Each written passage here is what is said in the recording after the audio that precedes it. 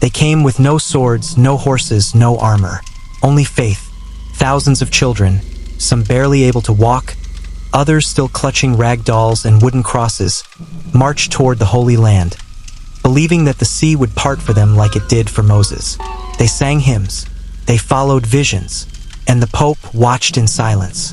This is not a parable. This is not a fable twisted by time.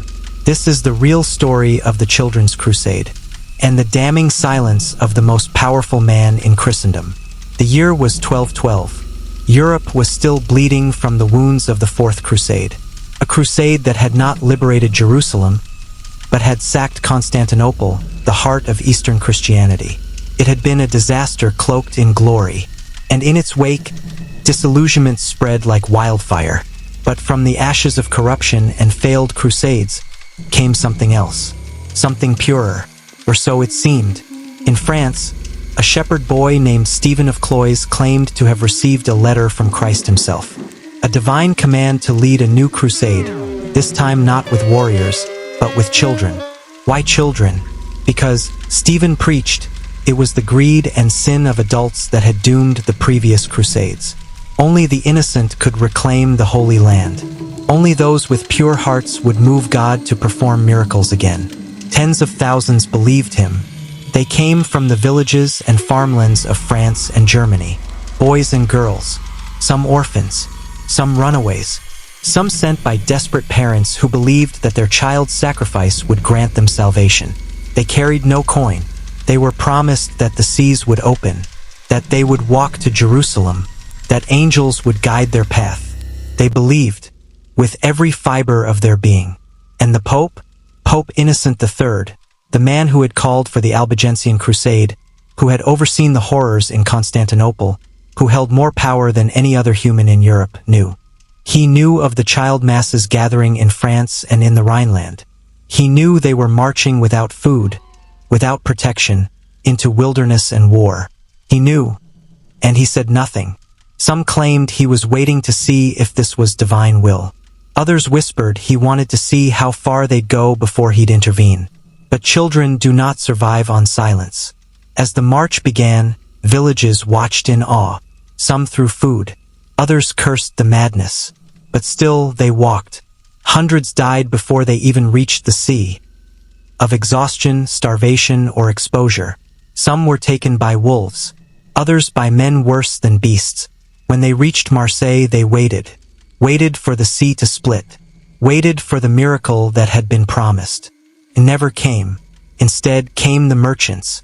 Two ship owners, Hugh the Iron and William the Pig, offered to transport the children across the Mediterranean for free. A miracle, it seemed. The children cheered. The captains smiled. But history would reveal a horror that still stains the soul of Christendom. Of the 7 ships that left Marseille, 2 were wrecked in a storm off Sardinia. Nearly 500 children drowned. The other 5 never reached the Holy Land. Instead, they docked in Tunisia, and the children were sold. Sold into slavery. Sold into brothels. Sold into harems. Never to return. Some say as many as 10,000 children disappeared that year. Back in Rome, word reached Pope Innocent III. His response? He is recorded as having said, "These children put us to shame, for while they rush to recover the Holy Land, we sleep." That was it. No outrage. No punishment for the slave merchants. No crusade to rescue the children. No memorials. Only silence. And that silence echoes still. Historians still debate whether the Children's Crusade was truly one event, or multiple mass pilgrimages woven together by myth. But we have records. We have names.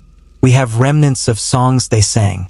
And we have the chilling evidence that the highest powers of the Church knew and did nothing. Why? Was it fear? Was it politics? Or did the Pope see those children not as lambs to be protected, but as pawns in a divine game too great for mercy? There is a darker theory. Some suggest the Church allowed it, that the spectacle of innocent faith, the death of thousands, the narrative of pure sacrifice was too powerful a story to stop, that letting it unfold was more valuable than saving lives. A myth in the making, a tragedy sanctified by history. We may never know the full truth, because the Vatican archives remain locked, because too many documents were never written or were erased. But one thing is certain. There was a moment in history when Europe's children rose up in blind faith, walked toward the unknown, and vanished into dust, blood, and chains. And the man who could have stopped it, the Pope who could have spoken a single word to send them home, chose silence. Innocence marched, and innocence died, not in battle but in betrayal.